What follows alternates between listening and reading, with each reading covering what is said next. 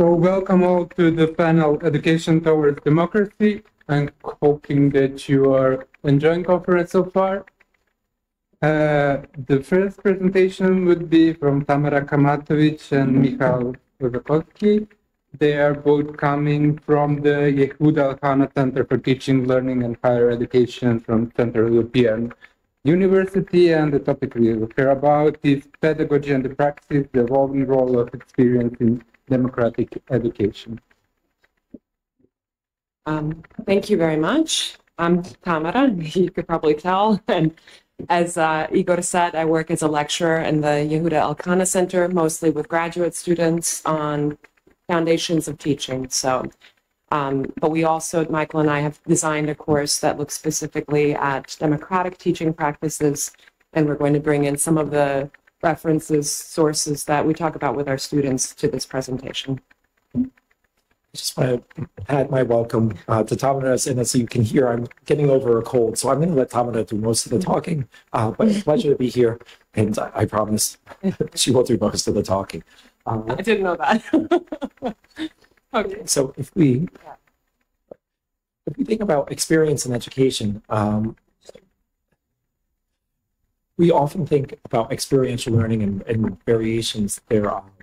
And yet, we are going to make a case and submit some hypotheses why we need to think about learning not just in itself, but also the individual, the social dimensions of it, and most importantly, the political dimensions, which gets to the theme of our panel. So, yeah. So I located a tension. This comes from John Dewey's work, specifically on experience in education. He writes about how we have a tension between the idea of education as an act of external force. We kind of heard about that today in the keynote as well. So this idea of a teacher-imposed knowledge in the medieval period was referred to as disciplina. And education is a development of the internal self. So he locates this tension. And I wanted to kind of jump back a couple of centuries from Dewey to somebody that you're all familiar with, I'm sure, Jean-Jacques Rousseau, and to kind of think about how he thinks about the role of experience in relationship both to the self, the internal self, and the external self. So what we have here is a turn towards a kind of sentimentality. I don't know if you've ever read the works of Jean-Jacques Rousseau or you know anything about reception of him during the period, but at the time when people were reading his novels that were being published, they were weeping the entire time. There are letters and correspondences between the sellers of his books and the audience, his audience, that show how much this turn to sentimentality was instrumental in shaping the public at that time. And for Rousseau, experience is something that comes from the heart. So it's a heart-driven kind of knowledge. And he, in his book, Émile, gives an account that suggests that we should allow experience to guide education more. So we have a quote from him here. "There is nothing in the human mind but what it has gained by experience, and we judge everything solely by means of the ideas that we have acquired." So Rousseau is reacting here to the idea of custom, habit. His book, Émile, is a critique of the education as it was practiced during that period, a critique of the aristocratic classes, a critique of everything deemed artificial in his view. That's why we have a long excursion on breastfeeding that you might be familiar with. Everything that we know, he argues, is something given to us by nature. And that nature is both part of ourselves within us and it's external to us. So coming back to that dichotomy that Dewey posed, Rousseau resolves this, I argue, through an ethical perspective. So he thinks of experience as a kind of ethical guide. So just to quote here, "Still following the same method, I do not derive these rules from the principles of the higher philosophy." So I do not subscribe to principles, to ideals in the Platonic model, but I find them in the depths of my heart, traced by nature in characters which nothing can efface. I need only consult myself with regard to what I wish to do. What I feel to be right is right, and what I feel to be wrong is wrong. conscience is the best casuist, and it is only when we haggle with conscience that we have recourse to the subtleties of argument. So he's putting forward a moral argument for the reason that we should allow experience to guide both our internal development, but also the processes by which we educate others. And in this case, this is his ideal fictional male subject, because of course it's only men in his account that can be educated. He later finds a companion wife for Emile, criticized by Mary Wollstonecraft. It's an interesting discourse, but this is sort of where he arrives. So to return to our friend John Dewey, I just put his dates up there because I'm not sure if everybody realizes how long that man lived, almost 100 years. So 7 years short of a century. And his first book on democracy and education comes out in 1918, during a period in which the entire world was devastated, changing. And he's, in that sense, somebody who is reacting to the political demands on him, and the way that one of the ways in which he reacts is by thinking about this connection between democracy and education. As far as I can tell, Dewey is more or less the first and the last word on this.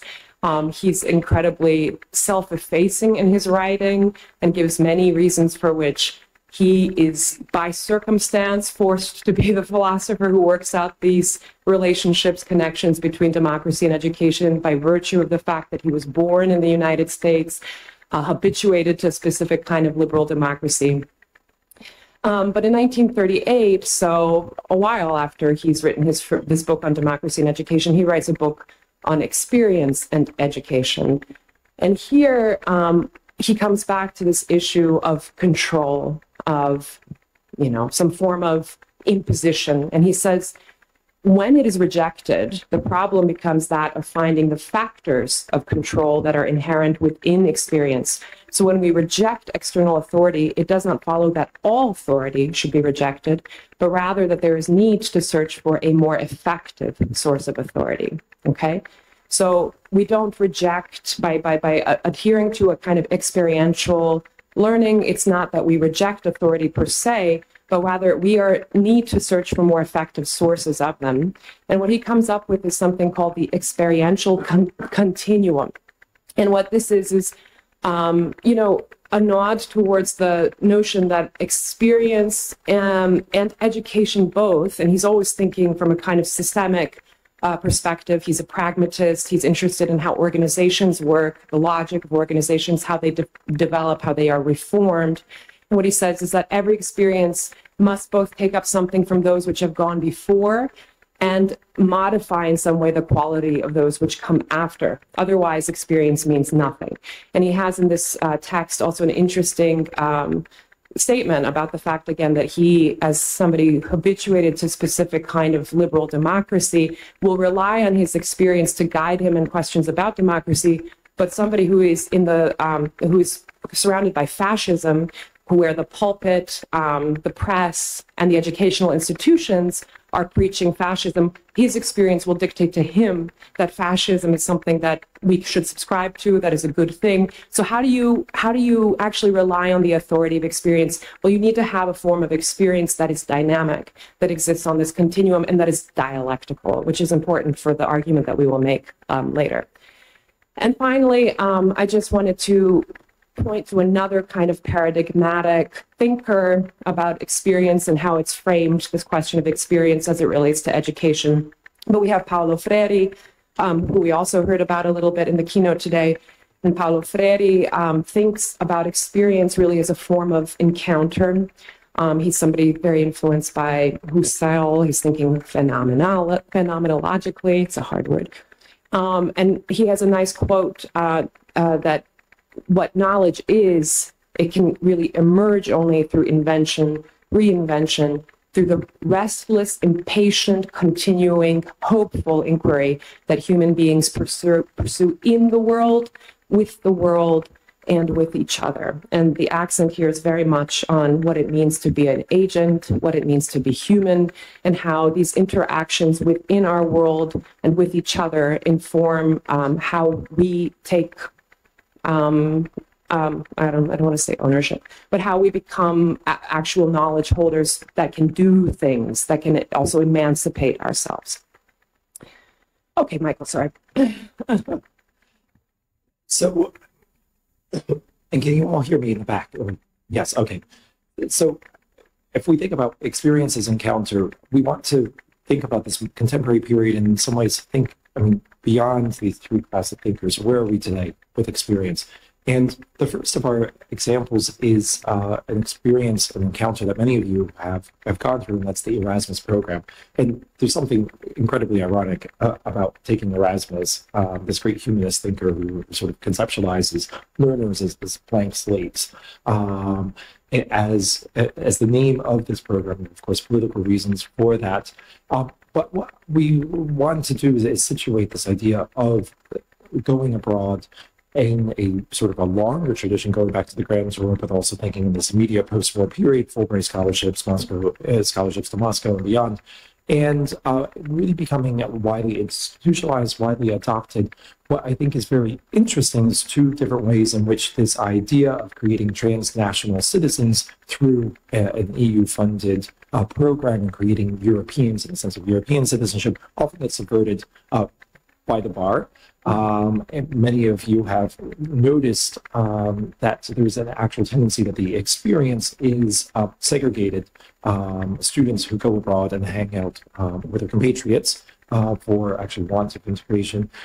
Another thing that we would like to highlight is quite noticeable and remarkable is that in contrast to other types of study abroad programs, the Erasmus program actually gives relatively little institutional weight to the educational experience as such.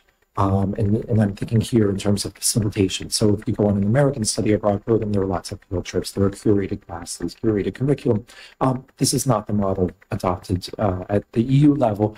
And there is a tremendous impact on educational structures, and this comes in some ways to the simultaneity of these processes of Erasmus with the Bologna reform processes, but everything such as the bachelor's, master's, doctoral, as we kind of know, but thinking about standardization of credits, how many hours is that, a short-lived experiment also in grading reform and creating sort of a grading along the scale, which has since been watered back. But what we see is experience as encounter is animating this idea of transnational citizenship, and yet the practice of it is often highly administrative, highly structuralist, formalist. It's about funding, it's about organizations.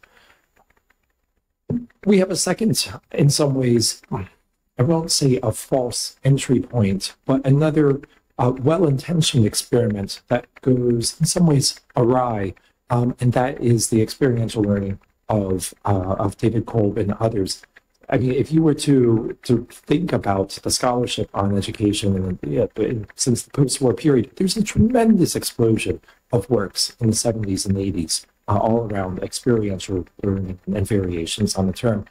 David Kolb being one of the leading theorists of this, influenced heavily by Piaget, by Dewey, but also Gestalt theory as well. And he is thinking about this dilemma of the internal and external. Where do we situate experience, and how do we reconcile those two parts of that in education? And in some ways, the answer is going to be process, but drawing on Gestalt theory, he is going to be thinking about how the individual is making sense of this, and it's more than just the sum of its parts. There's also a transformative element in this sense making, and he famously comes up with this reflective circle, which has tortured many teaching candidates and even in higher education, about how do you make the most of experience. And he posits that, and he doesn't say you have to become a concrete experience, but the actual immediate experience of doing something needs to be followed by a cycle of reflection, of abstract conceptualization, active experimentation. And what I would like to posit is two things. One is that this has the risk of becoming a highly individualized process, which is very different than Dewey, who was thinking about both the structural similarities between the educational process and the democratic process, but also thinking about these points in nodes of intersection.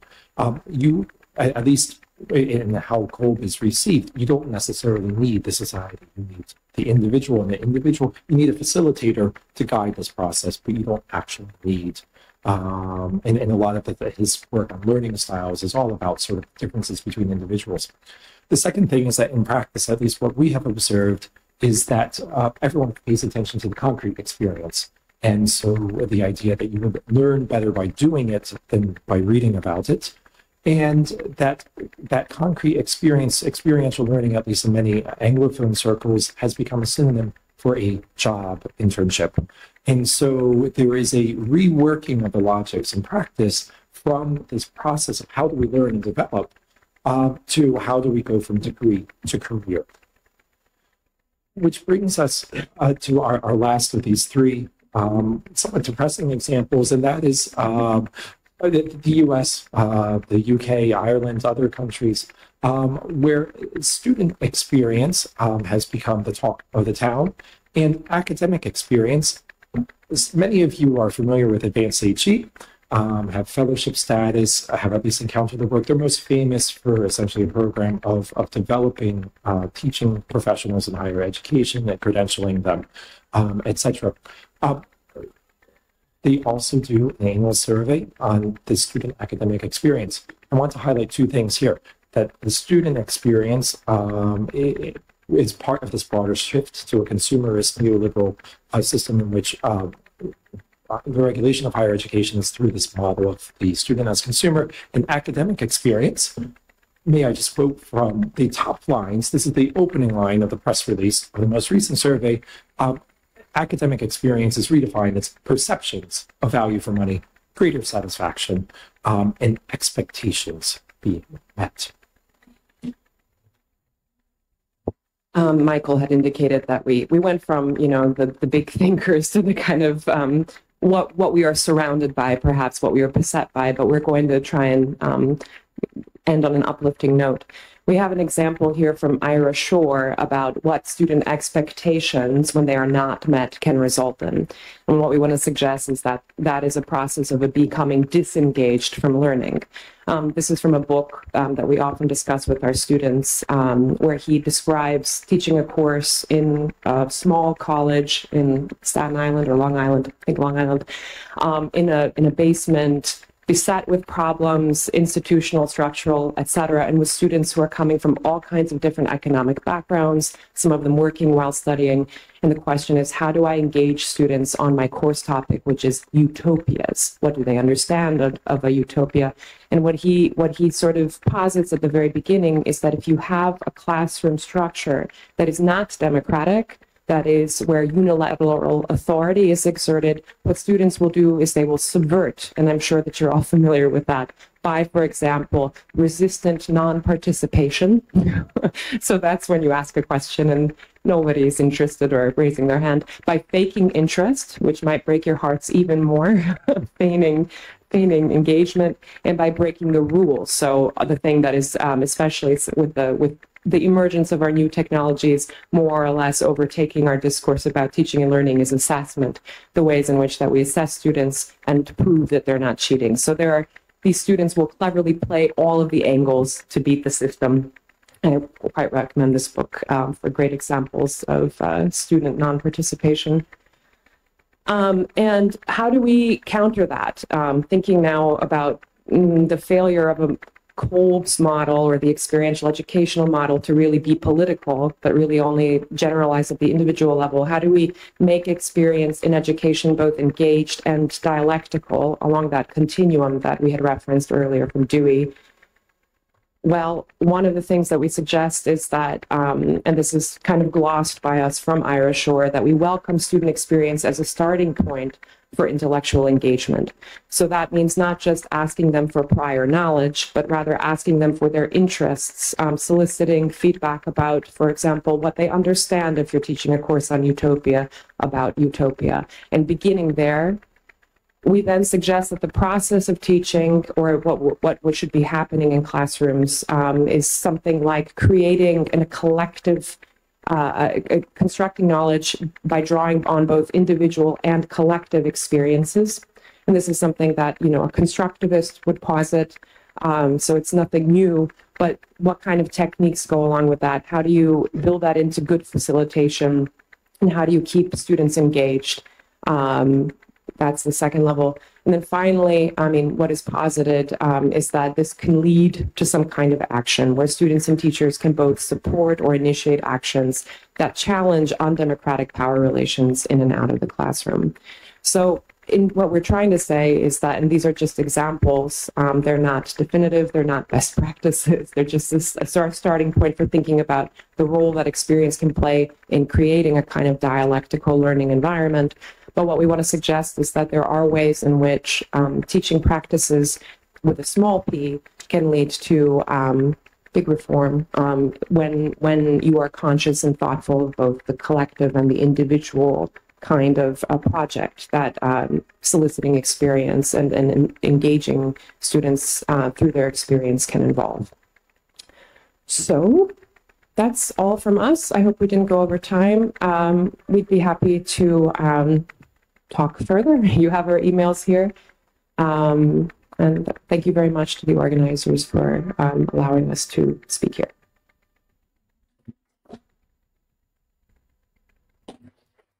Thank you. Next presentation is for Minna-Kerttu Kekki, coming from Faculty of Social Science, University of Helsinki, with the topic of set the bit facts from learning to dialogue in public.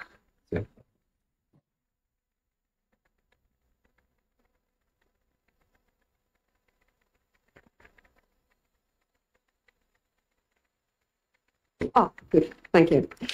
Yeah, so this is actually a break from education, but probably indirectly showing why education is necessary and simply learning on your own is not ideal. Yeah. So instead of speaking about education, I'm using education theoretical concepts to investigate a political phenomenon where learning takes place, but it's rarely discussed. Does it work? Right?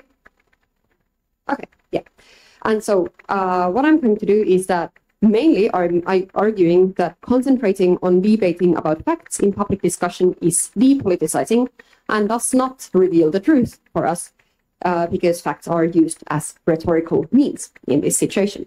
And therefore, I will just suggest that concentrating less on facts and more on politics in public discussion would help us counter misinformation and maybe also political polarization. And so how this relates to learning is that first, I'm going to present public discussion in media as a place for informal learning. And then I'm providing a kind of, a concept of a simple situation of learning and dividing this in two perspectives. That's the first person and the third person perspective. And then I'm getting to the problems that can be revealed by looking at these two perspectives. And that's where we get to the suggestion about countering misinformation by turning away from the discussion about facts and maybe rather using dialogical communication. But as I will conclude, there is no magic cure to the problems of public discussion in media because of the very nature of public discussion itself. So, public discussion today in the 21st century mostly takes place in media. So that includes the so-called traditional, but also some of the digital media, such as some social media. And that is to say that public discussion in media involves the public media, of course, but also those that can be called semi-public. So the media that in principle anyone can access or view, but you need to give something in return. So you either need a profile or you need to pay something or provide your data. And especially in deliberative democracy or in theory of deliberative democracy, public discussion is recognized as a potential place for learning. But as these theorists are rarely educational theorists, their mentions of learning within this field are quite few and underdeveloped. So it could be developed more. And based on the nature of public discussions as a phenomenon that floats informally in different media within and between societies. We could say that learning through media-based topic discussion is also informal, so it's informal learning. So it means that it takes a place outside of any organized education within our everyday lives, and often it's accidental. But at the same time, I would say that it's crucial for a functioning public discussion, because we need to acquire something, either to understand what others' views are, or what is the thing that is discussed, what are the main pieces of information there. Without this, we couldn't really develop the discussion, and therefore it's also crucial for a democratic society. And so, based on reading different authors, and after struggling with the definition of learning for some time, I constructed a definition of the kind of moment of learning as a normatively positive change in the subject's understanding and affective directedness towards the world, and in their thinking and action, of which the subject is aware and approves. So here, the latter part, mostly taken from Ferenc Marton, relates to the subject's own perspective of being aware of the situation and being aware of the change. And kind of the first part relates more to the, so to say, outsider judgment of the situation as something positive and as change. And so, as an experience, then we could say that if the subject must be aware of the situation and approve the change in order to be learning, then the content that is acquired, be it a skill or information or something else, it must be in some way meaningful for the subject. So it means something, maybe just semantically or also in terms of values. And as learning relates to the directedness towards the world, then this change also alters the subject's perception of something in the world, either one thing or more.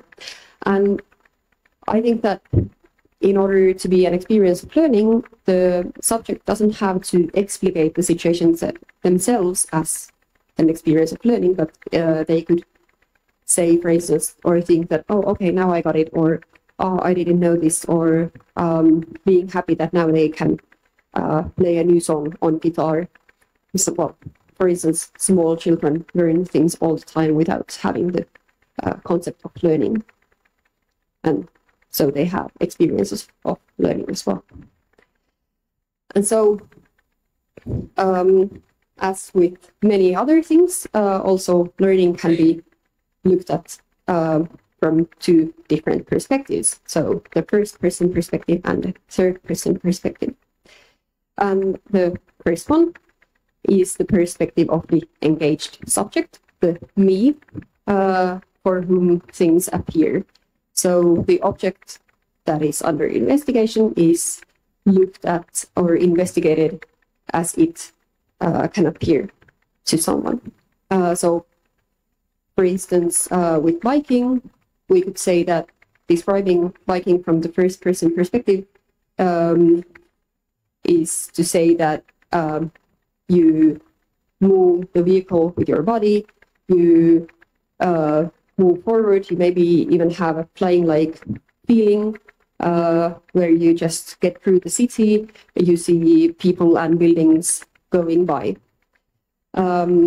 Whereas the third-person perspective is the one of an outsider, so it's the object or objective-like perspective, which is often used in research.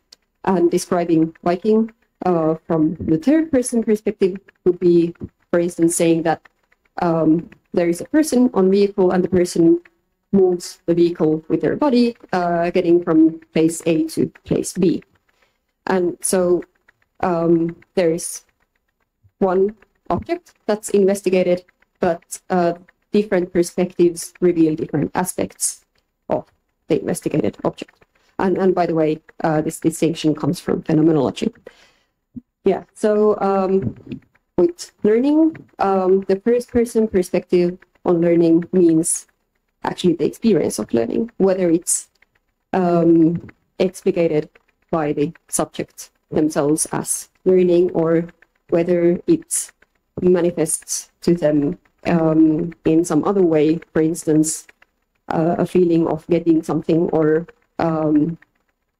a shock of not knowing something before, or a new kind of directedness towards their environment and having new abilities to function in their environment.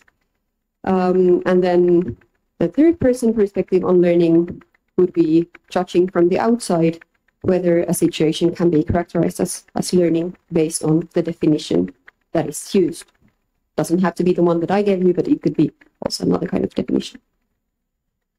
And so, getting to the problems with learning from media-based public discussion.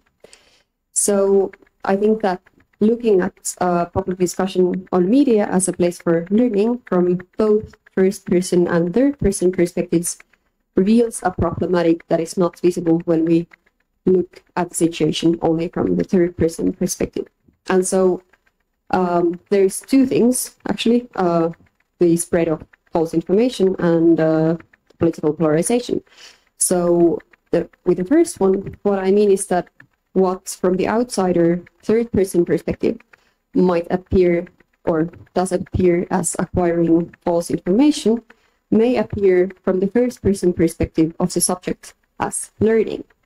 And what I'm saying here is that misinformation or any kind of false information does not appear as misinformation to the person who believes it, who thinks that the information is accurate, but for them acquiring this information is an experience of learning. So let's say, for instance, that I read an article and I find the article interesting, I trust the source, I have no reason to doubt the information that is given there, and so my perception on the topic that's discussed in the article changes. And well, this is the experience regardless of whether in reality the given information is accurate or not. If I don't know that the information is not accurate, then from my perspective, what is happening is that I'm acquiring new information and I'm kind of learning something new about the world. And from the outside, of course, someone else who knows that the situation is not about learning or the information is not accurate, they would say that I'm not learning but acquiring misinformation. But for the subject themselves, if they don't know that the information is not accurate, it appears as learning. And then there is the second potential problem with learning from public discussion, and that's related to political polarization. And so there, even if no false information would be acquired, then the fact that we turn our attention towards things that we find meaningful or interesting, and also the fact that we are human beings, so we can't just like take in everything, we can't be fully exhaustive, means that we probably turn our different groups in the society turn their attention towards different things and different contents in public discussions, assuming that public discussions are wide and huge and have lots of different topics. So different groups or people from different backgrounds and with different interests might learn different things from the public discussion. So, for instance, a feminist person or people who consider themselves feminists might be interested in in addressing a group from a gender minority in a way that the minority themselves want to be addressed, and then they acquire new ways of addressing these people, whereas those who are rather against of well, what they might call gender movement, they probably don't care about how these people want to be addressed, and they won't pay attention to these contents. And so these different groups might then kind of, what I say, their ways of being directed towards the world become more and more different from each other. And this is all based on the point that public discussion as public discussion and not a state-led propaganda, for instance, lacks an epistemic authority, a sole epistemic authority who could confirm the truthfulness or the exhaustiveness of the learned or the acquired content. So even though there are experts or the researchers in public discussions, and they might like take a stand in public discussion, there is no this kind of like teacher like authority or character who would tell us that we have to believe them or that they are correct. But in the end, we only have our own judgment in what comes to acquiring or trusting sources in public discussion in media. And so this is where comes my suggestion of maybe letting the facts be. So there is a lot of discussion about correct facts and misinformation and false facts, or what is called sometimes alternative facts in different public discussions, especially in Western societies.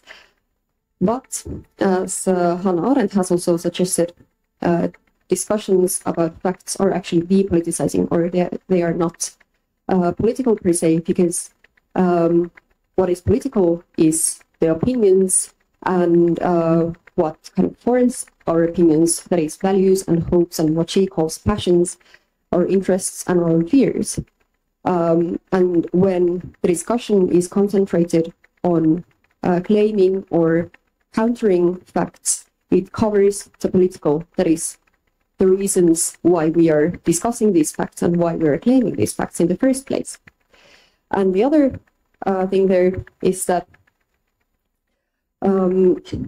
if we do not trust the so-called traditional epistemic authorities in the public discussion, for instance, researchers, but we still want to know the truth, then we probably turn towards some other people who for us appear as epistemic authorities. And this might even mean turning towards conspiracy theories, as some research suggests, because when we look at, for instance, on conspiracy theories, they also have the pattern of truth seeking, even though sometimes they're also politically oriented. So if we would not discuss facts, but values and opinions in the public discussion in media, we would reveal the political background of our claims. So it would reveal what we really mean by debating about these facts. And also, spreading false information becomes useless if we discuss values and views instead of facts. And so one way to kind of to conceptualize doing this would be to use dialogical communication. And I think this also helps with the political polarization. So dialogue in general means, well, it's a term that's used in many different ways, but what I mean by it's based on some other authors is explicating one's feelings and experiences and beliefs that lie behind one's actions and claims, and trying to understand others' experiences without trying to change their minds. And as Katarina Jędrzejewska and Leszek Kosanovich have said, dialogical communication in the public sphere is an exchange that is primarily aimed at understanding others as such, at comprehending or incorporating their horizons without consensus or knowledge acquisition. So the aim there is a kind of fusions of horizons as coming to share the meanings of in the discussion, to share ways of sense making. So not to agree, but to see where the other is coming from. And giving some examples, this might mean, for instance, that this is an example that comes from Finland about forestry, and there can be and there is a conflict about how forests should be used, and the discussion is very polarized because there are people in forestry who use forests as economic resources, and then there are the activists who want to who want to keep the nature as it is, who want to want to protect the nature. And for these two groups, the idea of forest is very different. And so without maybe agreeing, but simply actually listening to each other and trying to understand where the other is coming from and what is the other's world, so to say, their idea of what a forest means might get closer to each other, so they would be able to understand why the other is thinking as they do. But to conclude, there is no magic cure to problems in public discussion media because, it is a political phenomenon that no one can be directing, because otherwise it wouldn't be a public discussion anymore, but something else. So I actually quote myself saying that in the end, dialogical communication does not provide a magic cure to the problems of the public sphere, but it provides a means to renew our thinking about it. So dialogue may also provide means to make public discussions in media better, or at least to try. As public discussions in media are constantly developing with new topics, influences, and prosumers, which means the producers and slash consumers of especially the new media, there is no endpoint at which the public discussion in media will finally be free from problems and risks. As a plural sphere of politics, public discussions in media will probably always involve aspects that fuel problematic forms of discussion. And I think it's worth mentioning that the group that I'm targeting here are the people who are aware of the fact that they can take stands and who can be active and participating in public discussions in one way or another. So that means us as researchers and people who are actively turned towards societal matters. And for the end, a little advertisement. The last quote was from my upcoming book, which is published maybe in the end of this year or the beginning of the next year. So if you find the topic interesting or irritating and you want to counter-argue, then maybe this is an interesting book for you. But now I thank you for listening and for your attention.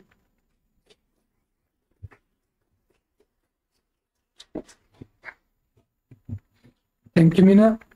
Next presentation is from Nadja Čekolj. She's coming from University of Rijeka, Department of Education, Faculty of Humanities and Social Sciences. And the title of her presentation is The Transformative Role of School Volunteer Program Coordinators. Yes, thank you. Hello, everyone. My name is Nadja. I'm coming from Rijeka, as our moderator said, and today I'm going to present a tiny part of my doctoral research. The topic today is the transformative role of school volunteering program coordinators.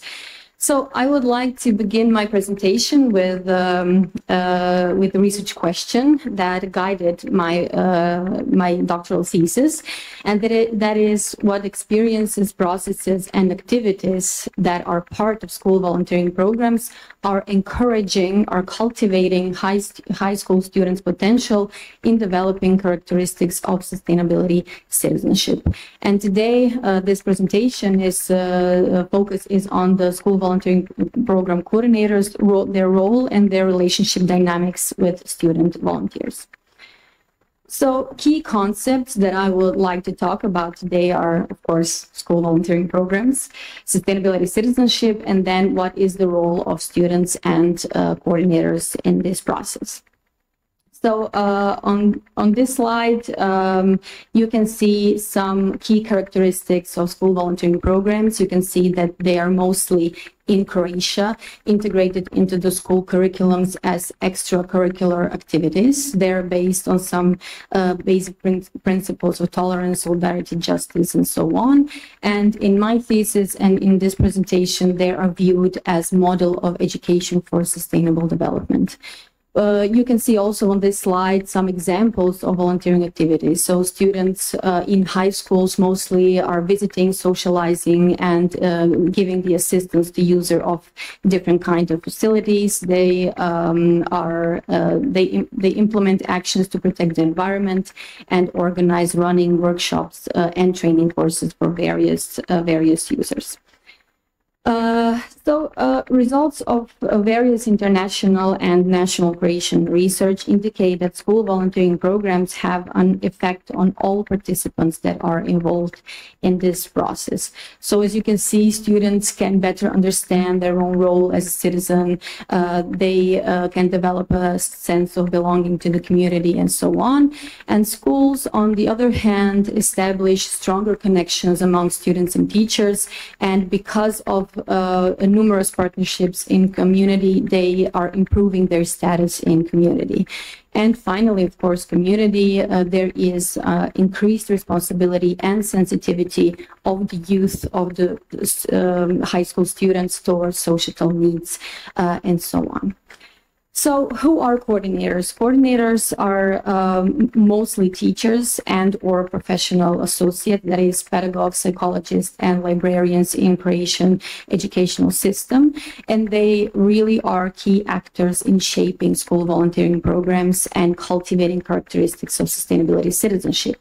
They are responsible for organization, implementation, and promotion of volunteering activities in and out of their school.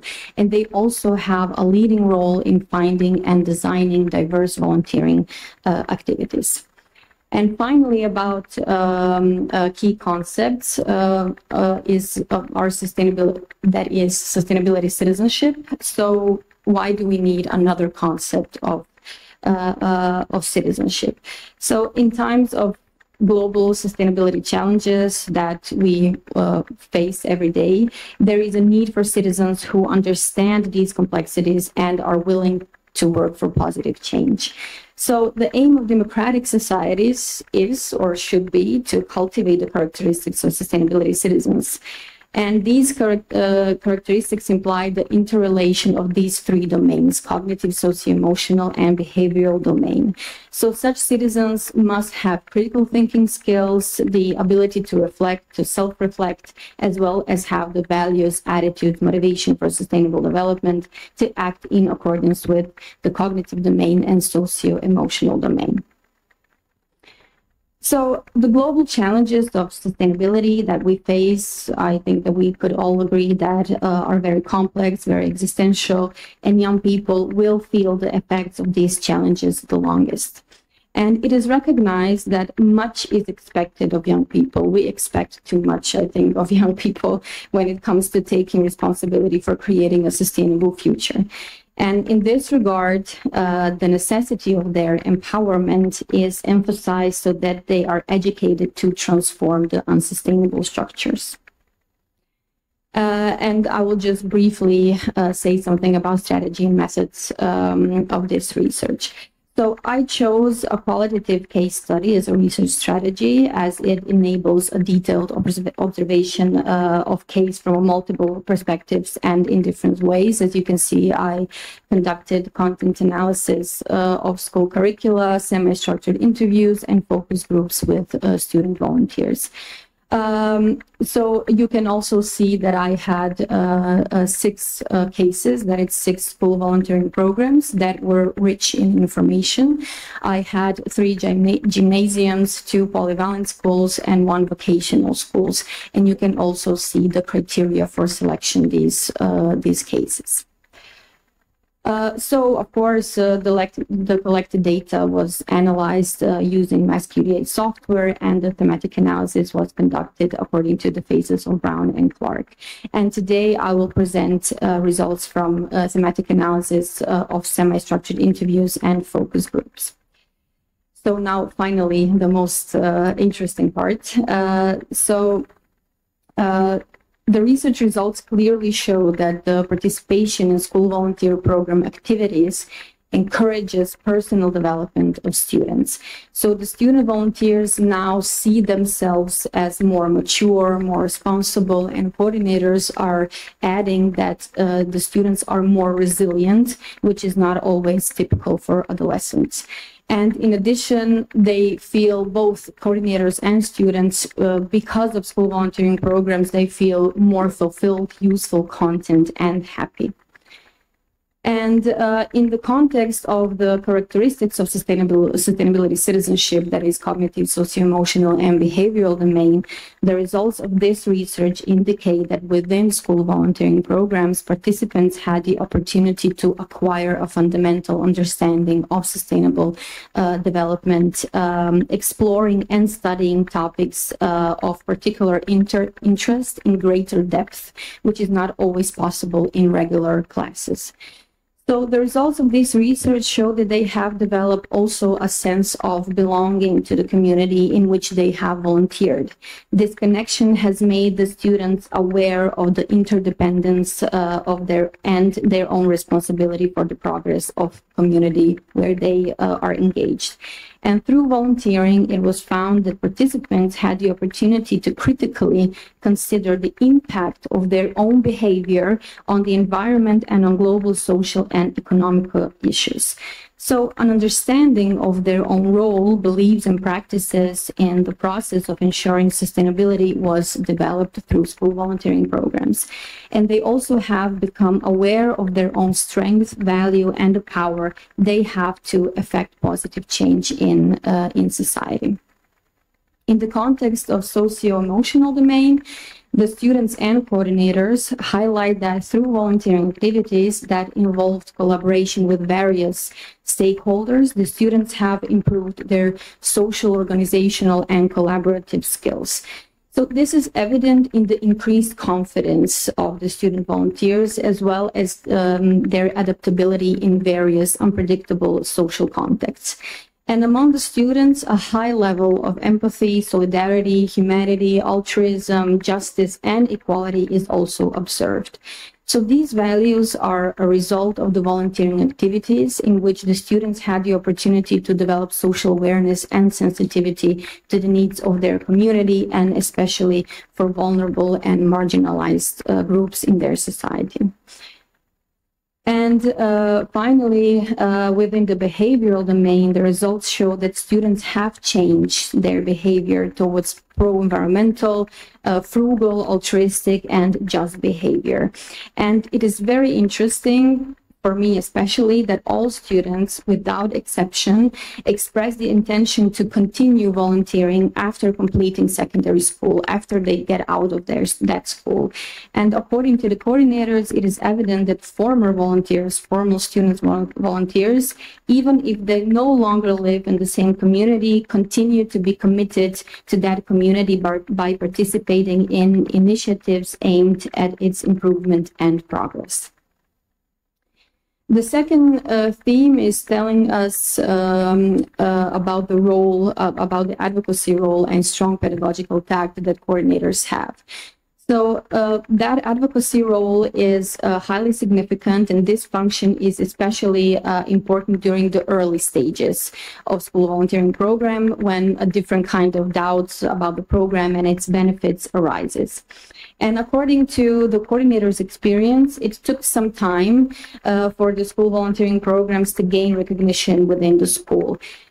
That is, for other staff members to acknowledge the benefits of volunteering activities for students, for school, and of course then for community. And in some schools, coordinators have experienced that they have to fight for the school volunteering programs to be recognized within their school. But over time and through the coordinator's dedicated work, effort, and commitment, the school volunteering programs become a valuable resource for the school. And it can be said that the coordinators demonstrate a strong pedagogical tact because their desire for social change leads them to question and challenge traditional pedagogical limitation, especially those reflected in formal education. Third theme, the results of the analysis illuminates also a profile of coordinators based on description and perspectives of student volunteers. So it is recognized that coordinators are individuals who have strong desire to help, commitment to activism, individuals who, for whom there are no barriers, and students volunteers describe them as proactive, determined, persistent, innovative, and creative with a strong enthusiastic commitment. In the eyes of the student volunteers, all coordinators are exceptional teachers, exceptional professional associates, and of course, exceptional human beings. They mostly perceive them as best friends, and some of them expressed motherly figures of the coordinators. And as you can see on the slide, all students indicate that the friendly relationship with the coordinators does not undermine their respect for them. Quite the opposite. And finally, final theme in this presentation, I think that maybe it will be best if you see these words that are used by student volunteers to describe their experience with the school volunteering programs. So such experience is reflected in the positive atmosphere that coordinators are creating, sharing of tasks between all members of school volunteering programs, mutual cooperation, and respect. So coordinators often participate with the students in the implementation of the volunteering activities, and that makes students feel even closer to the coordinators and gives them feeling that everyone is equal in that programs. As well, coordinators represent a stable figure who do not insist on strict hierarchical settings. In such an environment, the students feel safe, accepted, and free to actively participate without any fear of judgment. And in addition, such experiences create, of course, a good basis for good cooperation, teamwork, creative work, and collaborative learning.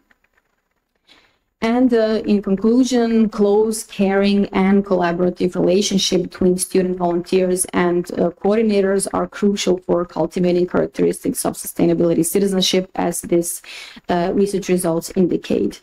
Coordinators are mostly serve as organizers, mentors, role models, and they inspire personal growth, community involvement, and pro-sustainable behavior. And they also encourage sustainability citizenship characteristics and deeper student involvement, enhancing school volunteering programs' effectiveness.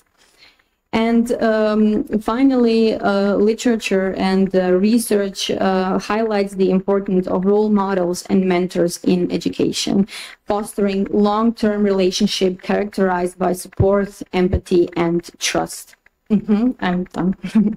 And previous research also showed that sustained interactions with mentors in supportive environments leads to adopting pro-sustained behaviors. And authors also suggest that coordinators must also be sustainability citizens themselves, because role models influence adolescents' pro-social values and social skills. And finally, results from this research is clearly showing that school volunteering program coordinators are reflecting those characteristics of sustainability citizens and therefore have the irreplaceable transformative role. Thank you so much. Thank you, Nadja. And the last presentation in this panel, Miloš Kovačević, who is coming from Faculty of Philosophy, University of Belgrade, and the title of presentation is Education, Impartiality, and the Right and Open Future. Okay. Thank you for the introduction. So recently I found out that our famous tennis player, Novak Djokovic, has never finished high school because he was too busy building a career in tennis. And he is just one of many high achievers who are pushed at a very young age to develop their talents. They often end up with a rudimentary general education and limited opportunities to pursue other vocations. So, was their freedom of choice violated? Should we be concerned about their autonomy? If you think something along the lines of that Novak is too rich and successful, that we regular mortals should worry about his well-being, remove money and fame from the equation and consider the example of so-called dual education. For some time, 50-year-olds from disadvantaged backgrounds are pushed into a high school program that, save for its name, has little connection with education. The dual education is rather designed as a 3 to 4 year long internship program. It allows that up to 80% of school time students dedicate to actual work on the manual, repetitive jobs. They do not allow for much upward mobility. The same school time that they would otherwise spend in the classroom while learning various subjects that would enable many-sided development. So, as much as they are different on the surface, the grim reality of newly established state-sponsored teenage workforce and Novak's shiny tennis career have something in common. They are both products of overexposure with a very specific content that seriously threatens to foreclose opportunities for any alternative vocational pathway. The problem of autonomy of one-trick ponies would be worth exploring even if it only targets people that are on the fringe of the educational system. However, I will argue that it persists in less obvious form even when we move from extreme examples toward the mainstream schooling experience. It could be said the tension between depth and breadth of knowledge acquisition is inscribed in the educational system.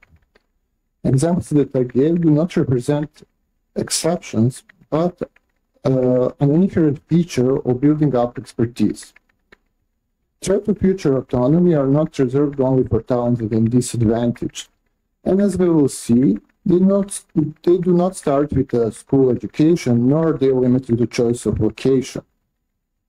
Now, generally we presuppose that autonomous agents possess the cognitive capacities needed to make their own decisions, and they are sufficiently independent from others to carry them out.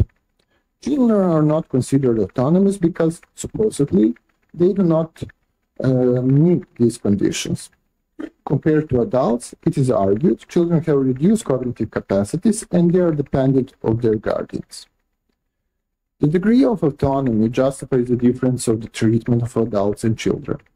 Paternalism, that is interference with the present preferences of the agent for the sake of her future good, is not blamable in the case of children, but is blamable in the case of adults.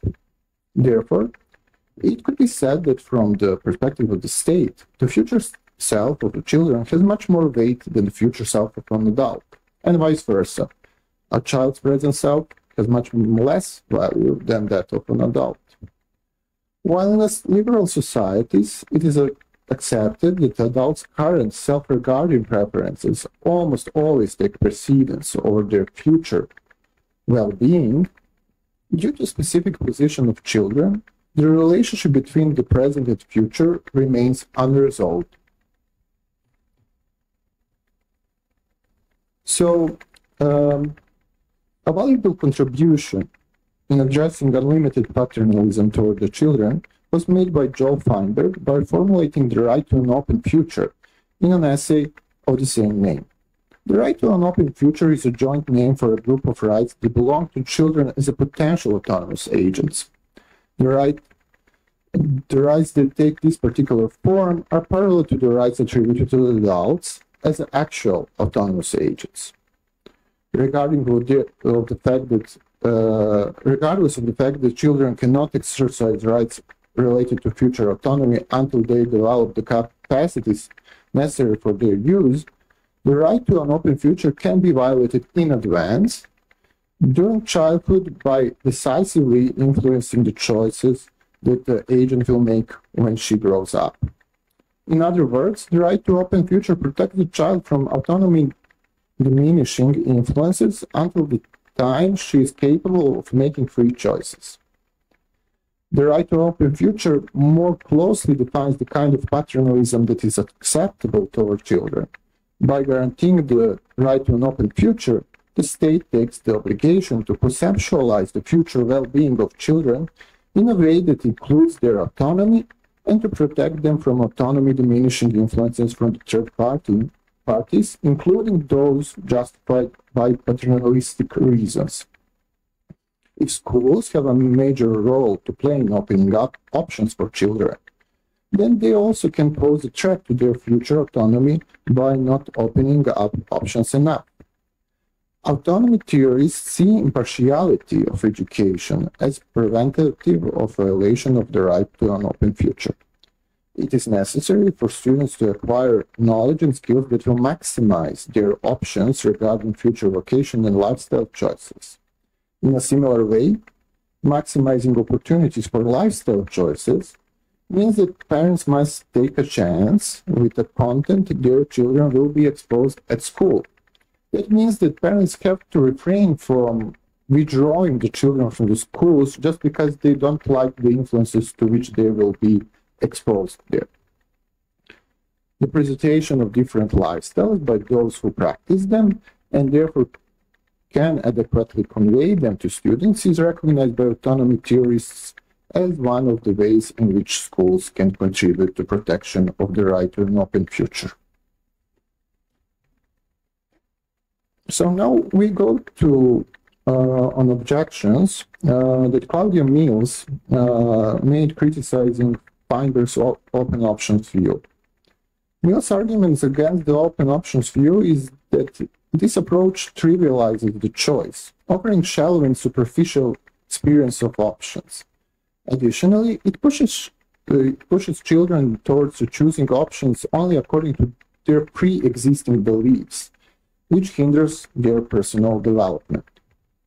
Mills argues that in order to properly experience some options, children have to devote much more time to them.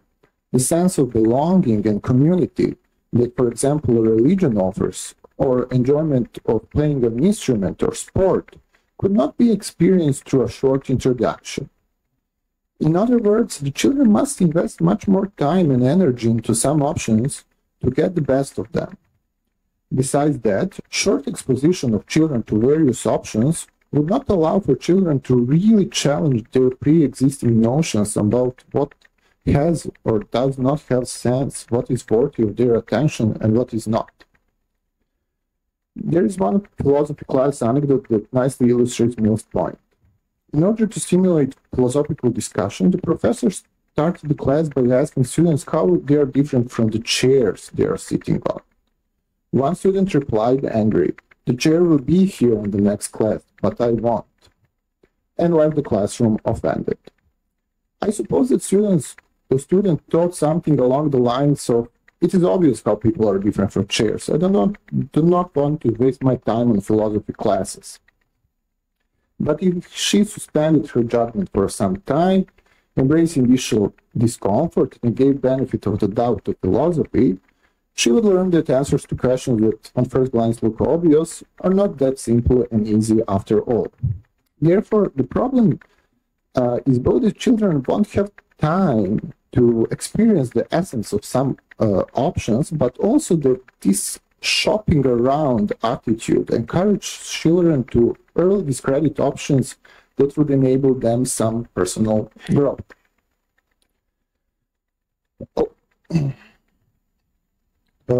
Like Miles, I am also concerned for the depth of education, and I find her arguments against the open option view very persuasive.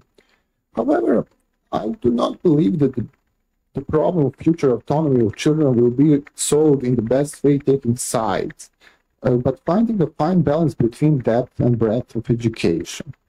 That means that Mill's points could be acknowledged and that open options view can be preserved in some redefined form.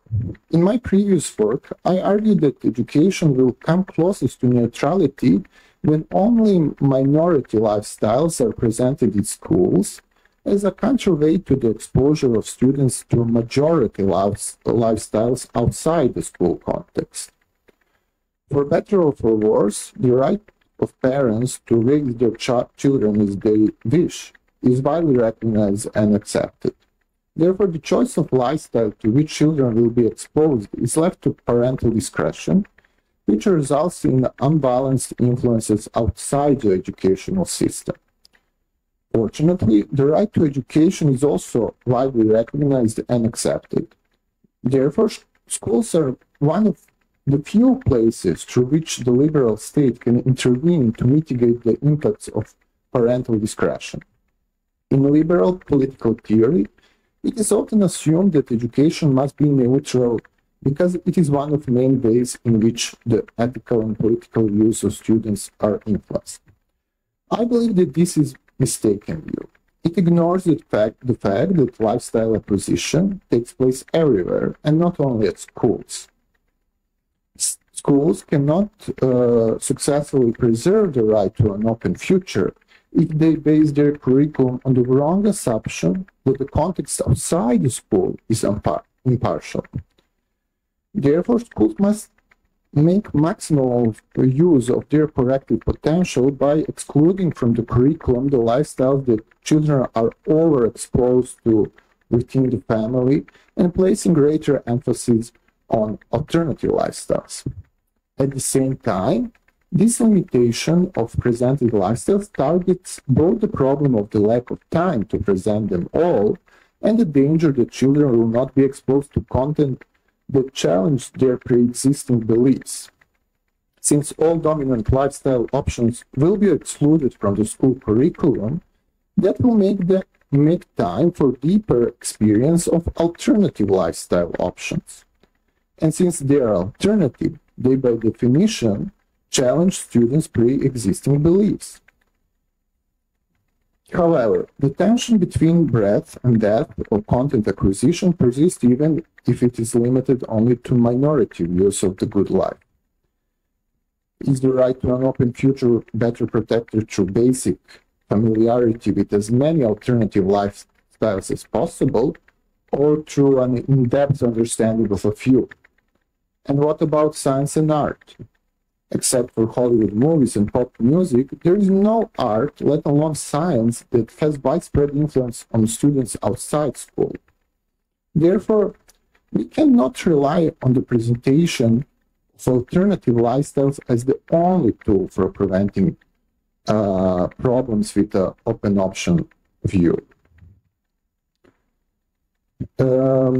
The persuasiveness of Mill's arguments stems much from the type of example that she is choosing to illustrate them. Sure, one cannot learn much about sport or instrument in a day or a week, but take, for example, the case of food tasting. I can fully experience the taste of some dish just from one bite, or the taste of some drink just from one sip. Additional sips and bites do not bring many new sensations. But even the bite could be too small to be representative of the dish. So instead of tasting the dish in full, we will experience only some parts and miss others if we don't take a proper bite. Coming back from this culinary to educational context, that would mean that our understanding of autonomy enhancing education should go beyond this dichotomy, narrow, deep immersion on one side versus broad, frenetic superficiality on other. We should embrace the third way that I would call a proper bite-size policy. Every science, art, and lifestyle have their own minimal yet meaningful unit the students should experience in order that their right to an open future is protected. The task of teachers should be to find a proper bite-sized experience for every subject they teach, paying attention that is minimal, so that it does not unfairly take students' time and energy from other subjects, but that is also at the same time meaningful in the sense that subject itself is reasonably presented, so the students can experience it as a separate from the other content they're exposed to. So to sum up, an unqualified open options view on education indeed would allow only superficial experience to children. However, this is not reason to reject it, because the violation of children's right to an open future is at least equally bad, if not worse. I argue that we can limit school content in two non-arbitrary ways. First, all dominant lifestyles should be excluded from the school curriculum because children are already exposed to them in the private domain. And second, both exposure to alternative lifestyles and to vocations should be minimal yet meaningful. Meaningfulness functions as a threshold for saying that children are indeed exposed to some distinct content, and minimalism ensures fairness in situation of objective scarcity of time, effort, and other resources. Thank you on your attention.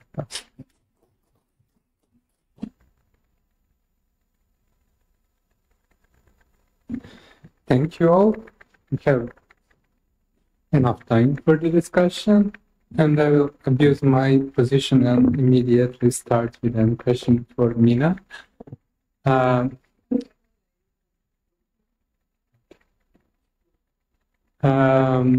And probably Tamara and Michal should join us here.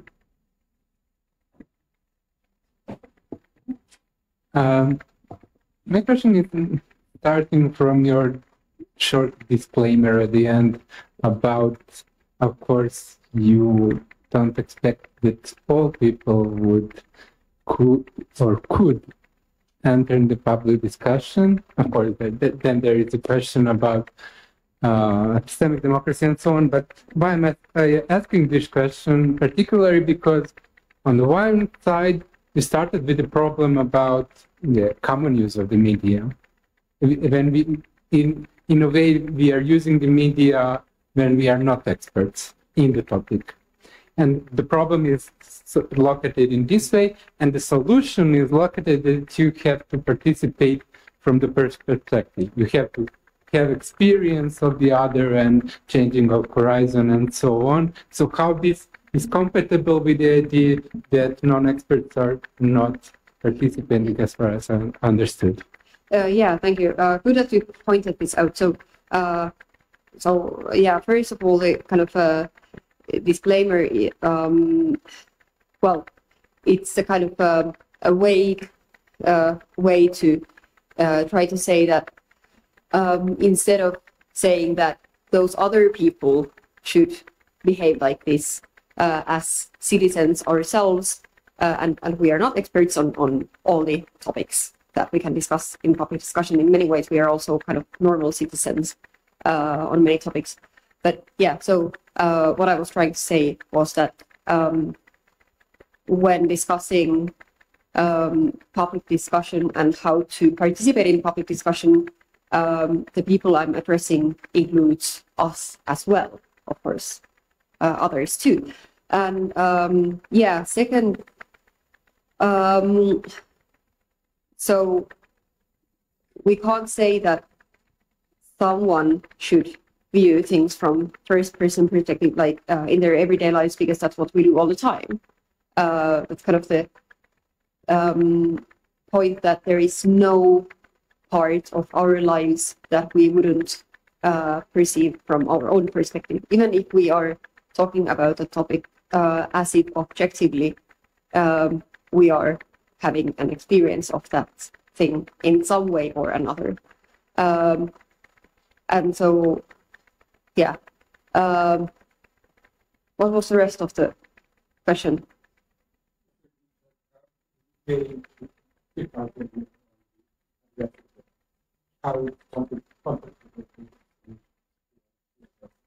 Okay.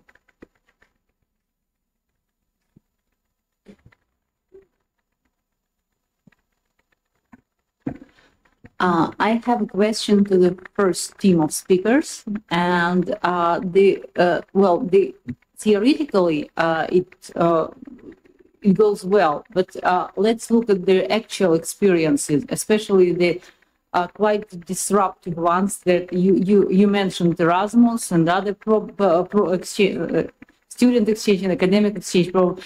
And like, I'm a person who participated in both American exchange program and Erasmus, and I can say that I say that it's difficult to actually use these experiences. Once again, they are very emotional.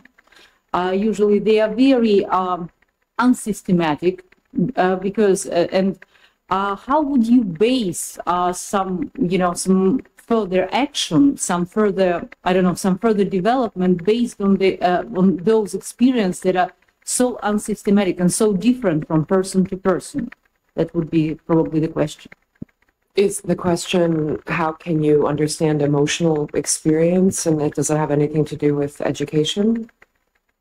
Well, it's not about they are all different for different people. Well, as far as I understand, your idea is to use that experience somehow to for the further development of, well, the next level, basically. There's something else. And how can you do that if, it's kind of sometimes unpredictable, and to dive in this experience, to actually even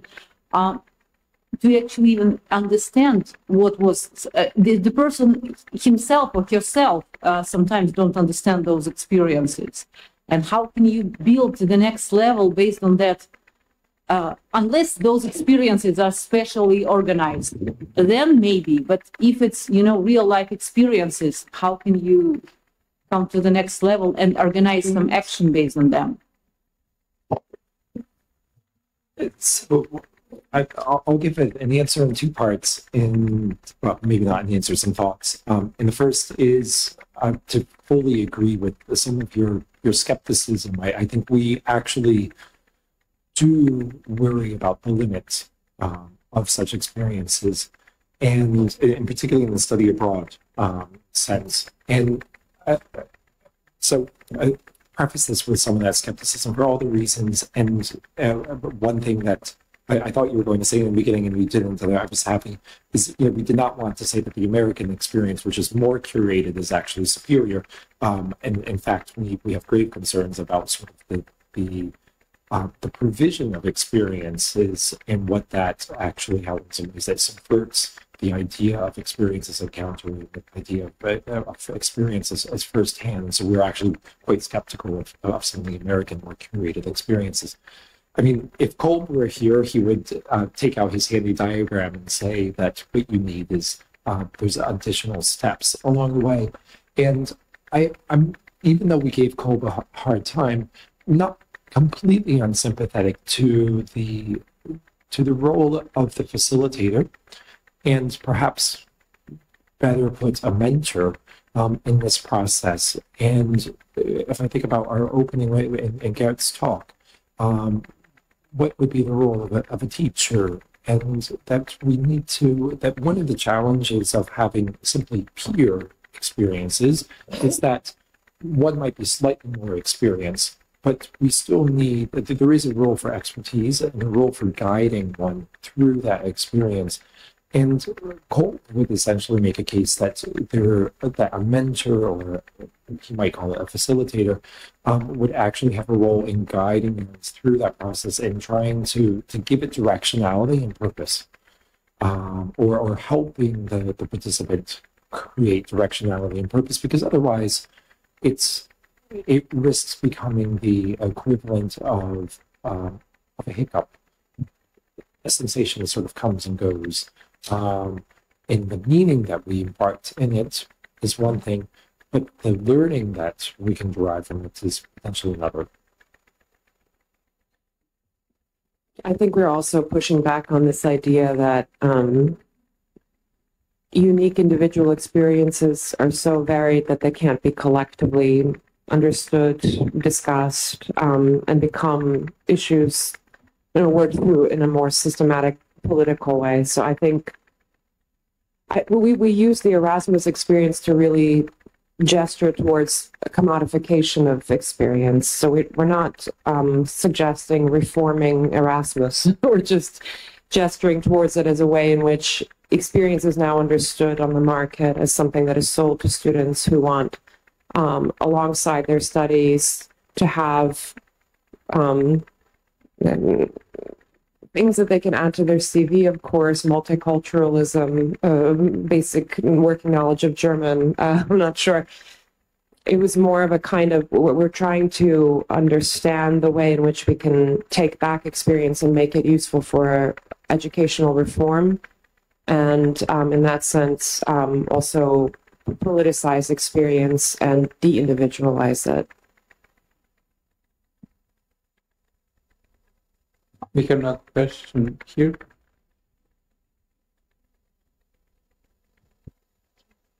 Thank you all for insightful presentations. I have another question from Minna about this idea that the dialogue as a path leading us away from polarization. And maybe it's a bit of a cynical question, or maybe I've just always found Gadamer oddly optimistic about this hermeneutics, but this idea that dialogue leads to, I guess, moderation, and I noticed, I think you summarized that on one of the slides, that with the aim is the fusion of horizons, and I was thinking, why is it that this will naturally, or seem to be part of the argument, if I got your point right, and why wouldn't that potentially just as well lead to more polarization? Why can't the horizon not be fascist, for instance? Like, what is it that makes that merging of minds less polarized? Yeah, thank you. So I'm thinking of how to start. Well, political polarization means that there are two or more groups who are getting further from each other unconsciously, who are either like highly dissensual with each other, or even so differentiated that their life worlds don't collide. So they, so to say, as if, live in different worlds and have extremely different values. And so I would say that if they come to share some points, then that kind of by definition reduces the polarization. It doesn't mean that it's necessarily a good thing. Like, as you said, if we would all become fascists, then probably that wouldn't be something that we want to do in our societies. Well, I would say that kind of the polarization point is kind of on the level of suggestion, but there are some kind of empirical or real life, how would I call them, like testings or kind of tentative societal dialogues that are or have been led in several societies, and there the results are positive in the sense that people who have perceived each other as even like adversaries or enemies have come to realize that maybe the other person has a point, that even though I might not agree, they might have a point where they're coming from, and I can see why, based on their background, they're thinking the way they do. But I'm still actually personally a bit uncertain about the dialogue point, so that's why it's only a kind of suggestion. But the main point is that like what I want to emphasize is going away from the debate about facts and thinking that those people should believe what I believe, or I should convince those people that these facts are correct, because that does not make us realize the backgrounds based on which we actually make the claims of those facts. So it kind of doesn't lead anywhere. We have 3 more questions, and It's okay. I had a really quick question for you, actually. So I was at a seminar last year. It was like connecting NGOs, and there was a woman from Finland, and you're based in Finland, assuming Finnish. And she talked a lot about polarization and a lot about dialogue and media. But she really stressed that in Finland, there was a curriculum from early childhood through adult education, in which the Finnish government had invested quite a lot of money into teaching media literacy. And I thought, I was like, wow, that's incredible. So like 50-year-olds are being taught that Facebook, not everything on Facebook is real, and also four-year-olds are. And I was wondering whether, isn't that kind of the best way to teach people about polarization, is to just actually just teach them, tell them this is how you have to read, and not encourage them to talk to each other? I'm a bit skeptical of dialogue with camps that are so entrenched now that it's like you would have to have a whole new Geneva Convention or something after some parties dialogue with each other. Okay, yeah, the latter might be correct. But yeah, with media literacy, that was kind of the how would I put it? That's the area that was missing in the paper, but that I think that is crucial part of kind of education of democratic citizenship. So kind of the point also about the meaningful, how would I say, the meaninglessness of debating facts in public discussion points towards the meaningfulness of media literacy and the importance of media literacy.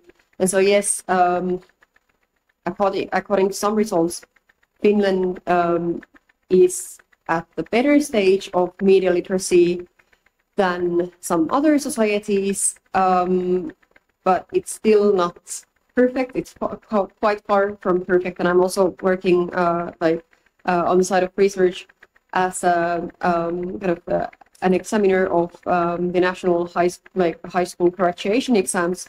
So I get an overview of the whole age group that graduates from high school, and we have had some questions about related to media literacy and how do you know that things that you encounter in different media are true or not. And well, some of the answers were good, some of the answers were pretty horrible. So and that makes me really, yes, it is disappointing. And yeah, but yeah, I think that the point that I was trying to make, that kind of learning through public discussion takes place all the time, but it's never certain that what we have acquired is actually accurate, and we are not led false, and therefore the education that we have should prepare us to be better and orient better in public discussions. Professor Minister.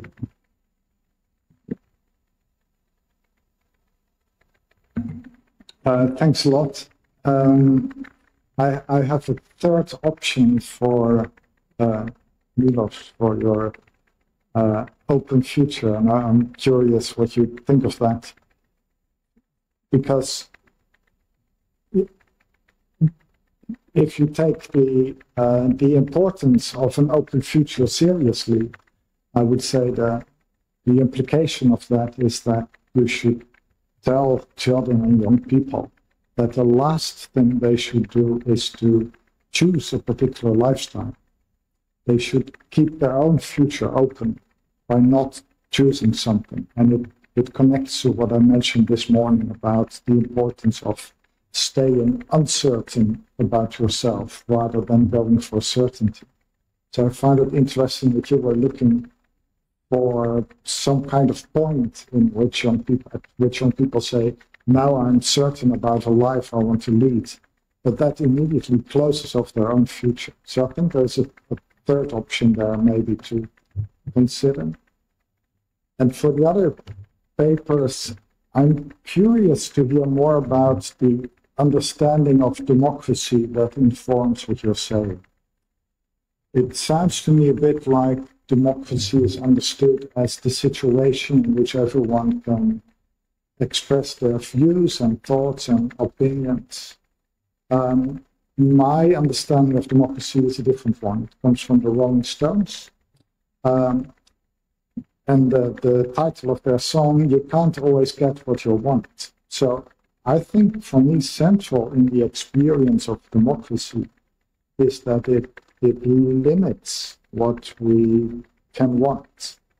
And the whole point of the public sphere is precisely to have an opportunity to put all that every individual or group wants on the table. And then to begin to consider what of that can we actually want collectively. And that is always a limiting rather than that it's going to something that's maximum.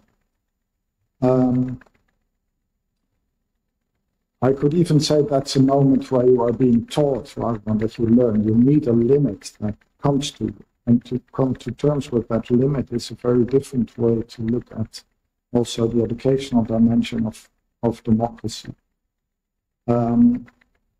So I'm curious to hear a bit more because it remains very implicit, and I wonder that you have a very totally open understanding of democracy where everyone can speak, rather than to say, now democracy is a way also to safeguard the balance between freedom and equality, for example. So that you always reach limits, and I think that the public sphere theorists refer about precisely say that is what democratic deliberation is. It's to limit ourselves so that we can manage to live together. I mean, I think we talked very implicitly, but we had originally wanted to put the accent more on democracy and then left it with reform and progress. But even if you think of a word like share, that's a limit. So power sharing, sharing is quite difficult.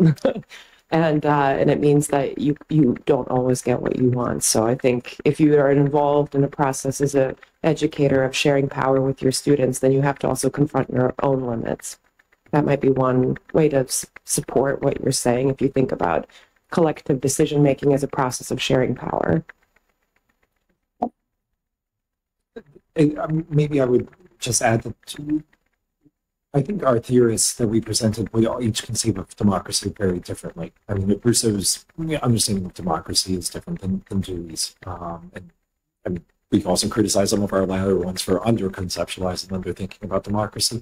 But I think we would make, at least I would make an argument, and we could talk about this more afterwards, that we don't have to, I mean, we do need to think about the different conceptualizations of democracy, but, you know, if you were to think of one as sort of a communal problem solving or resolving different, you know, competing claims, or whether one is thinking about equal power, rather than the deliberative process, or as a system that would maximize individual freedoms in a social context. I think to some extent, all of these are going to be compatible with the idea of experience, that many of the practices will advance, will advance them, even if you leave democracy open-ended. But I mean, if you're someone like Dewey who cares about a very particular idea of what democracy is, then it suggests different practices in the classroom and a different conception of education. That's so point fully taken. Okay, yeah, I think it's a very good question of what everyone means by democracy. And I kind of agree that, yeah, it is to limit ourselves, but also it's a way of limiting ourselves in a very different way than being limited, for instance, in authoritarian societies. So, of course, it's not anarchy, which means that it's a form of government. But as a form of government that is based on popular sovereignty, at least in some way, in the sense that kind of who gets to power is based at least like technically on who we vote and how people vote. So it means that the citizens also need to be informed about things in the society, and in order to make themselves heard and share the views that they have, they also need to be able to kind of have the platform where they can speak. And so I think that the public sphere is therefore like a crucial condition of democracy, but it is not the place where direct power lies, but rather it is a place where we deliberate or fight, and that directs our individual decisions about who to vote or how to be activists or what to do in the society. Oh yes, no. Okay, so in context of school volunteering programs, I think that student volunteers definitely are not getting what they want all the time because they are learning in those programs how to think about others in their community and about their needs.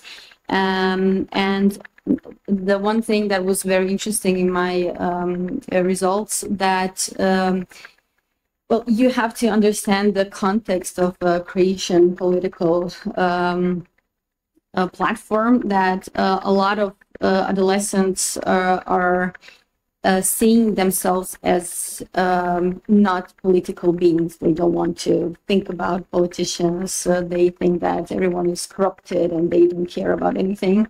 And school volunteering programs as a platform serves to them to understand the democracy and to learn how to resist and not adapt, as you were saying in your keynote this morning. So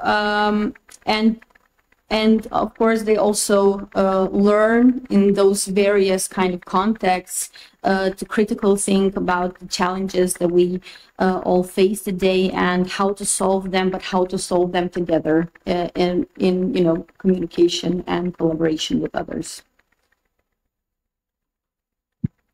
I was just I remembered last year I read Jacques Rancière on The Hatred of Democracy, and that made a big impression on me, but it was quite difficult. And so I was trying to remember the main point, but the main point I think is that the true spirit of democracy is accepting that you could be governed or govern, and that anybody can be governed or govern. And that is something that kind of acceptance of that freedom means that you no longer have a basis from which you can make a logical, you can say this person on the basis of their entitlements, of their name, of their gender, etc., is destined to rule. You have to just accept the blind chance, fate. That's like, I think he compares it to throwing the die or something like that. And I don't know whether that's actually limiting. I think that's actually quite, that is the essence of open-endedness. So I maybe to push back also a little bit, that if you accept a pure theory of democracy, it's not just about decision-making and accepting your view or this view, but it's actually accepting the fact that those who rule have no entitlement to rule, and you could be governed or govern.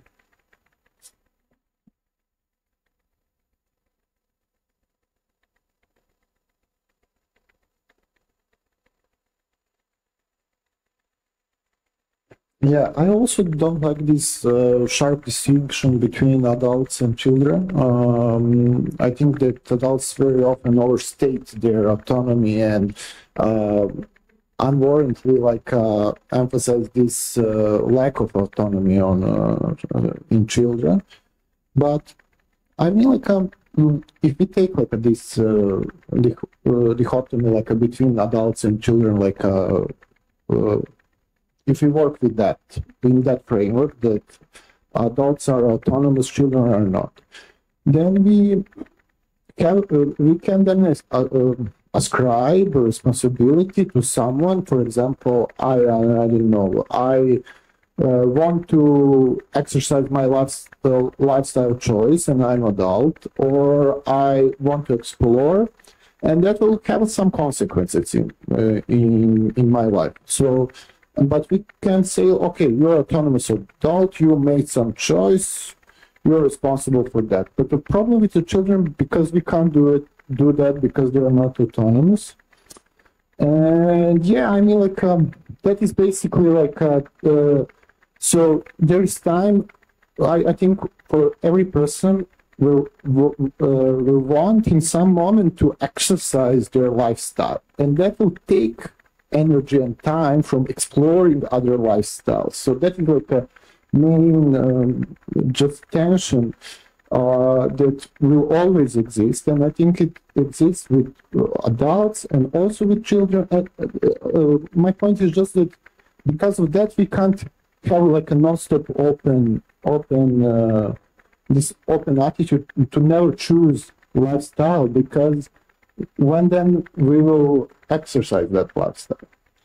So that is my counter question.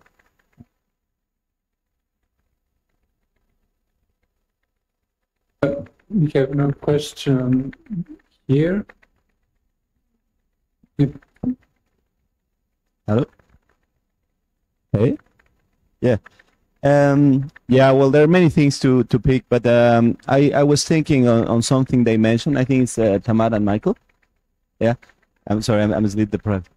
Yes, and I really like what you were saying. I mean, there were interesting points on this critique you're doing of experience, right? And you mentioned at some point that academic experience is, I mean, you have the student experience as hype now, and it's part of the marketization, but also you said that the academic experience is also redefined in terms of perceptions of you know, how much I learn, or how much my money is worth or something. And I was just gonna, more than a question, is to extend that observation to also educational research, how we use perceptions of students and we make them say whatever we want, you know. So you run like a, you know, it's a little bit like booking.com. You get like all these questions, what do you like and what do you think, and then all of a sudden you end up with a little narrative, and then you can be quoted, you know, in the paper, like, oh, students feel, you know, more confident, their self, I don't know, their sense of self efficacy is increased, and they're critical thinkers. So I really, it kind of make me think about that, and I really like that point of perceptions. I don't know if you want to add something. I think that's a really great comment, and I mean, it's like the algorithm is at work everywhere, shaping the kinds of outcomes and answers that we want. But at the same time, we had a really fascinating keynote speaker at a conference that we hosted in the summer on education. We had Paul Ashman from the United Kingdom come and visit us, and he does a lot of qualitative research with students about after they've graduated their programs, to talk about whether the programs met their expectations and whether for their disciplines. So it was very discipline specific. And to be honest, the result was quite depressing. I don't know. A lot of students said, I started studying math at Oxford because I love mathematics, but then my study was just about passing exams or something like that. Or I came to unlove my discipline. And there was a question why that's the case. So it wasn't evaluative. It was overwhelmingly, I think, experiences that were negative about programs of study. And he talks about that in the context of transforming universities, moving towards more discipline-specific curricula, getting away with competencies. Yeah, I thought it was interesting. If you're interested in his work, I think we even have some information we could share about some of that qualitative research that he did that was interesting.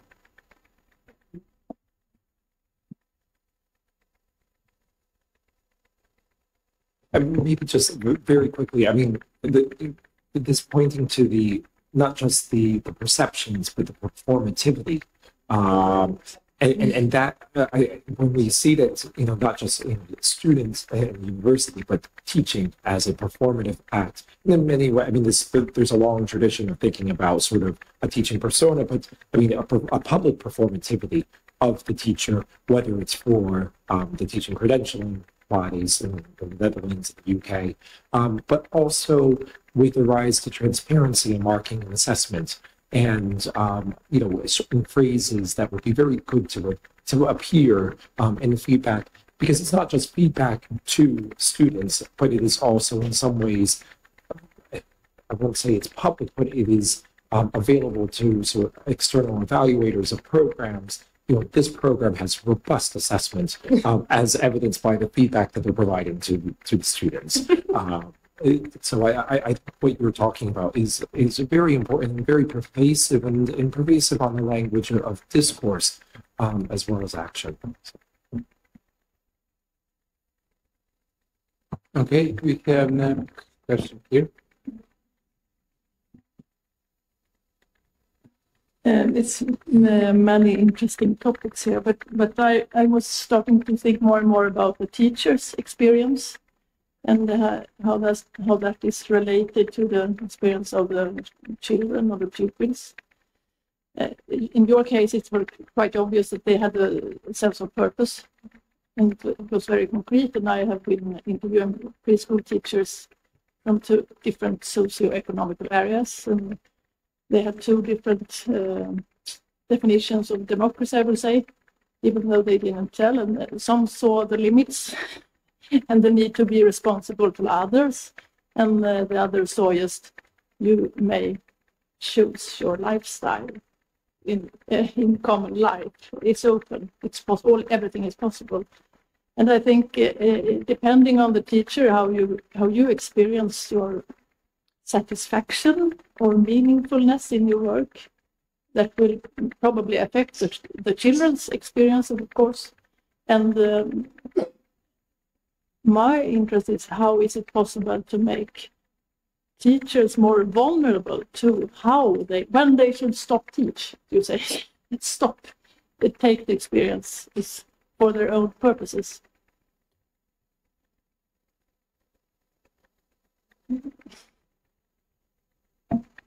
Yeah, well, in my research, I interviewed 7 coordinators, 7 teachers, and they really were all exceptional teachers and pedagogues and psychologists and so on.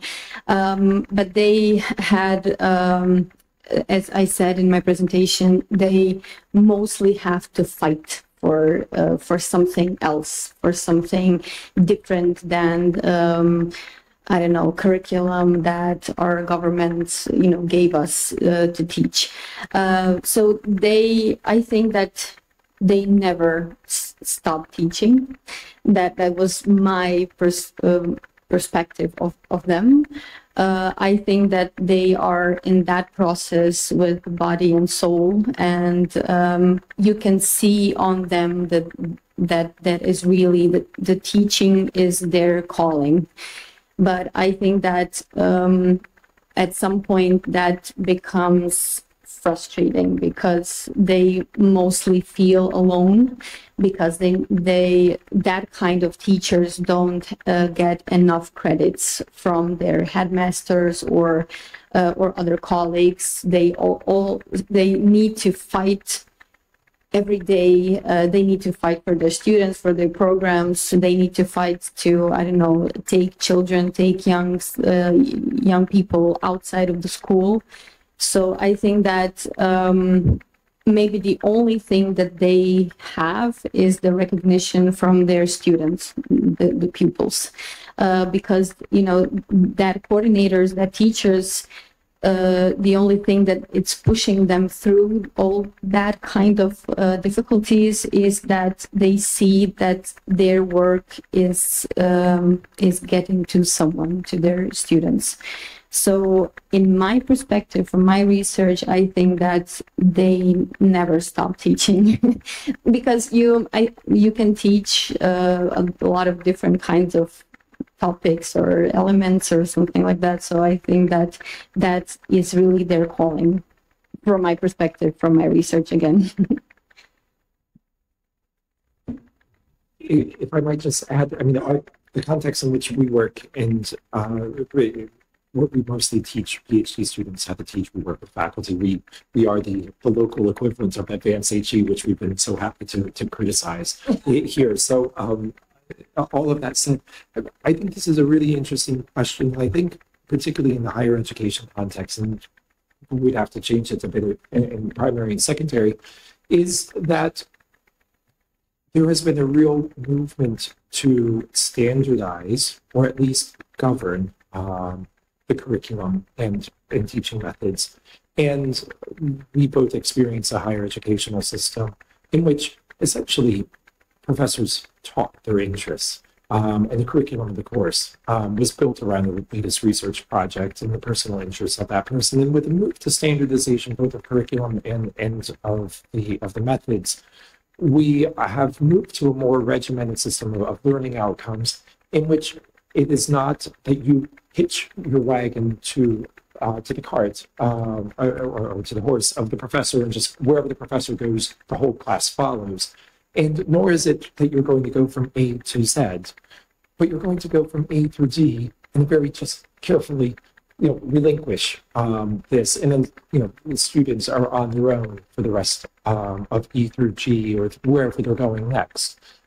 But what this comes at is a risk, of course, of a certain depersonalization so this professionalization, so to speak, also has a certain depersonalization. And we see that in many contexts, also a disengagement of professors as well as teachers, feeling that their work, they've just become a cog in the machine. And so their role, their self-perceptions of having agency and ability to not just get someone from pre-prescribed level A to level B, but making a difference in lives, is also very much at risk in this process. And so how do you, I'm not sure that there's a solution, but I think we need to be thinking about this tension, because the self-perception of the teacher matters here if we want to engage motivating, inspiring professors as well.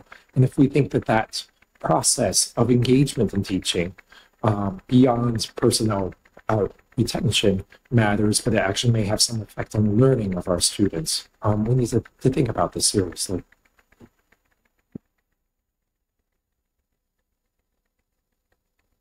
We are just right in time, so thank you all. And coffee is on the first floor.